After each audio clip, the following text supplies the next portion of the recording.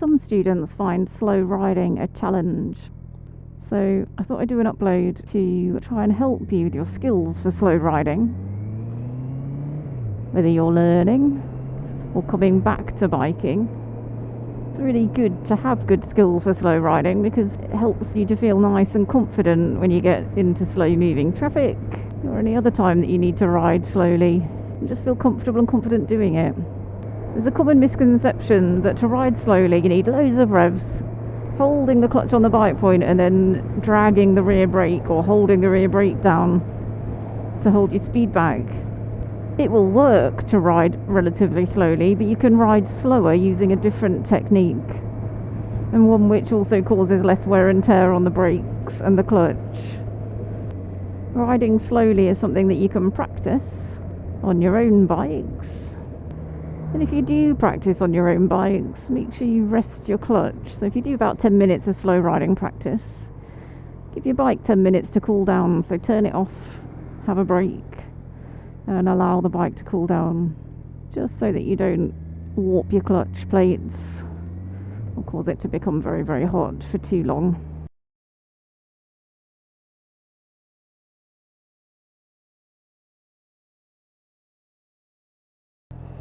I found an easy method for doing U-turns, particularly when you've got shorter arms than average, hence me, or it's quite difficult to be using the bike point when you're tightly turning because of the stretch. So if I'm turning like this, it's quite hard for me to reach the bike point.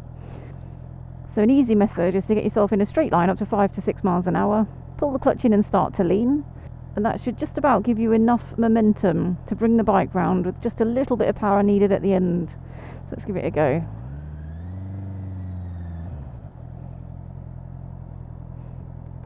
Just a little bit of power there. So rather than trying to use the bike point all the way around, a little bit of speed up, clutch in, lean, look at where you want to go, keep leaning, keep turning, tighten it in. I didn't need any power then because I think that was slightly downhill. Slightly uphill this way, a little bit of power, lean, look at where you want to land, keep turning, touch of power. I just ran a tiny bit wide on that one because I didn't turn my head early enough. So whenever you're doing a U-turn, turn your head early, look at where you want to go, and allow the bike to lean and turn. It really makes a massive difference. And I'm only using the rear brake, remember, and you always give yourself enough time to straighten the bike up before you try and stop. So keep the handlebars straight as you're stopping. So keep going in a straight line as long as it takes you to straighten those handlebars up.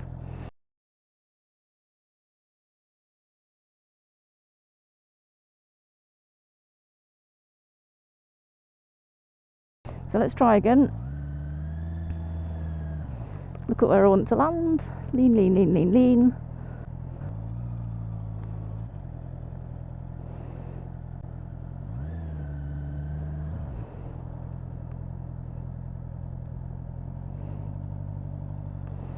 Straighten the bars and bring it to a stop. It helps when you're doing a U-turn to already identify before you set off where you want to land.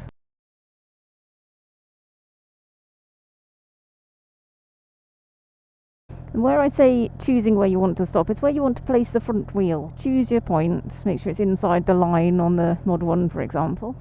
So even if you don't actually stop at that exact point, it gives you a marker to look at so that when you start to turn, as soon as you start to need to turn, you turn your head and look at that point where you want to land. Keep going, however, when you want to stop until the handlebars are straight, even if that means you overshoot the point that you've chosen to stop at. Look at where you want to land, lean, lean, lean, lean, lean, and bring it in. Keep going till the handlebars are straight and it's smooth to stop.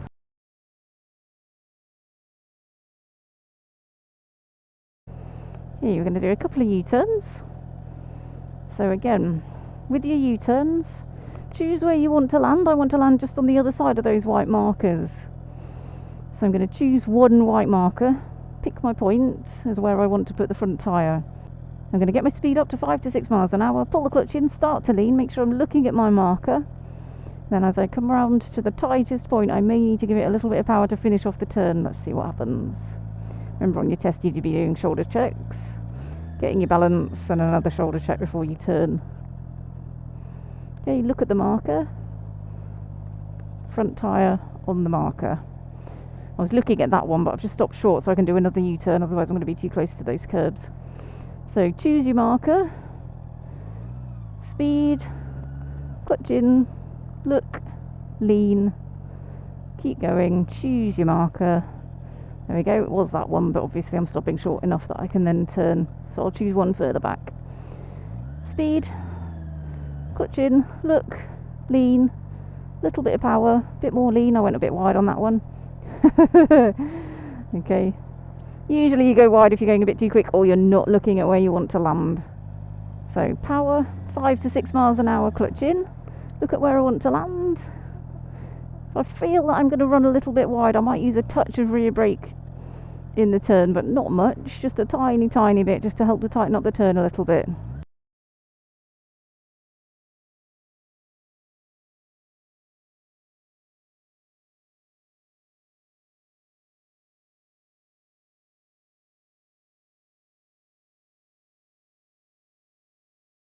You should be able to do it without using the rear brake.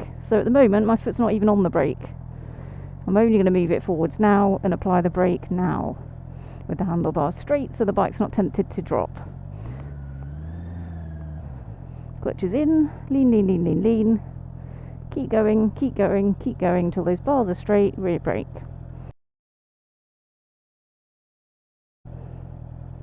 Okay, so riding slowly in a straight line using the method of revs, the very beginning of the bike point to get enough balance, and then once you've got your balance, throttle off and clutch in and let the bike coast.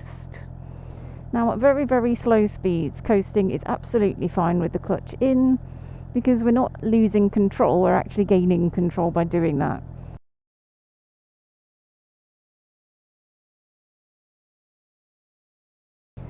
When you want to slow down, whilst the throttle's off and the clutch is in, if you're going a bit too quick, you can use some rear brake.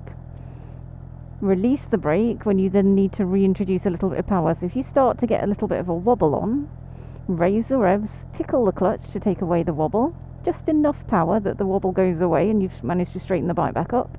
And then as soon as you have straightened the bike back up and got your balance, throttle off, clutch in, and let the bike coast or roll until once again you start to feel the wobble.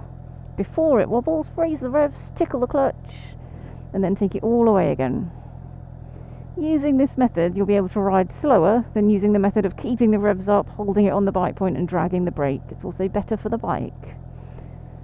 So let's give it a go. Raise the revs. Enough of the clutch to get my balance. Once I've got my balance, throttle off and clutch in. About to wobble, so revs, tickle the clutch, off. About to wobble, revs, tickle the clutch, off. Revs, clutch off. Just before I feel like the handlebars are going to wobble. Revs, tickle the clutch off. My feet are up, I'm not using the rear brake.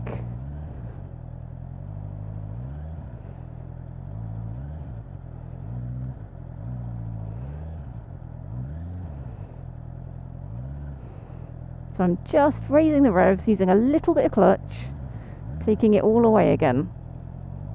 I'm feeling quite tense on the handlebars as I'm doing this. I'm going to try and do the next stretch. Totally relaxing. A little bit of revs and hold it on the bike point to turn. Throttle off, clutch in, let it roll. But we're using the bike point to keep the bike stable. If you didn't use enough clutch, the bike would drop in.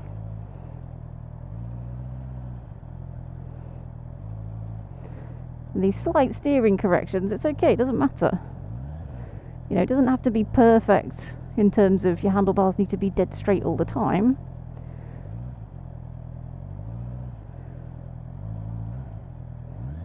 So 1 mile an hour.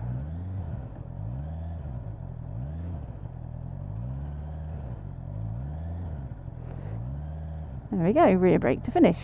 So if I now do a demonstration of raising the revs, holding them, keeping it on the bike point and dragging the brake, I'm not going to do it for very long because it's really not very good for the bike, and we need to give this bike back to Honda in the same good condition that it came to us, because we are a Honda School of Motorcycling, so they give us these bikes for free, and in return the students get £500 off any brand new bike that they choose to buy, which is a fantastic incentive. But obviously we need to return these bikes in the same good condition they came to us in, so we don't want to return them with a really worn out clutch.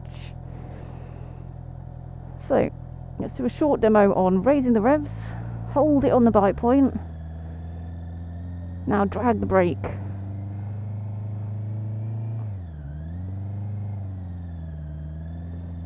It feels horrible.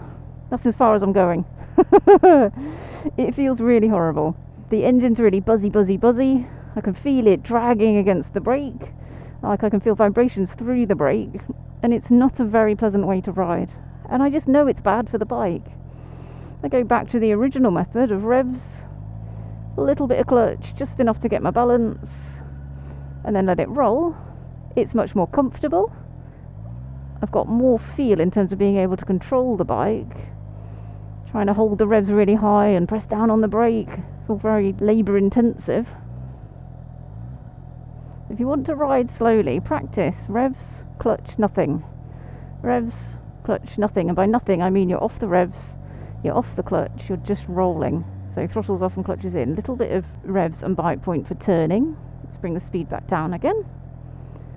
So letting it roll. Revs, tickle the clutch, nothing. Revs, tickle the clutch, nothing.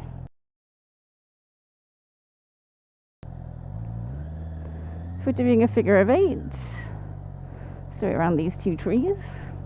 Rather than doing a figure of 8 slowly, try and keep your speed up to 7 or 8 miles an hour. Look through the middle of the cones or trees. Keep your speed up. Look at the cone or the tree, then look through the middle of the cones or the trees. Keep your speed up. Look at the cone or the trees, keep it wide, and keep it fast. You go too slow, the bike's going to want to drop because you're turning, and when you're turning the bike needs a little bit of power to keep it as upright as you can whilst you're leaning. So I'm not saying we're trying to stay upright, but because you're leaning, the bike needs the power to keep it upright. If we take the power away, the bike's going to drop in. Make sure you look where you want to go before you start to go in that direction. So I'm looking at the tree now. Imagine it's a cone on the Mod 1 circuit. Looking through the middle of the cones or trees.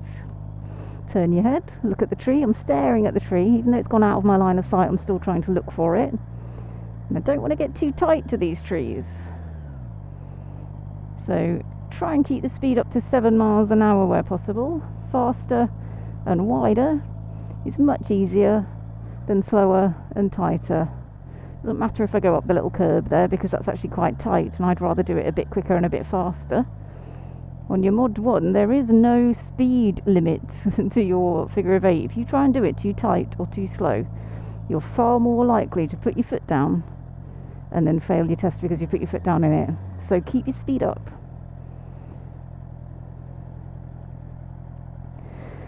There we go. There's your slow riding in a nutshell. Happy practicing. See you soon. Bye bye.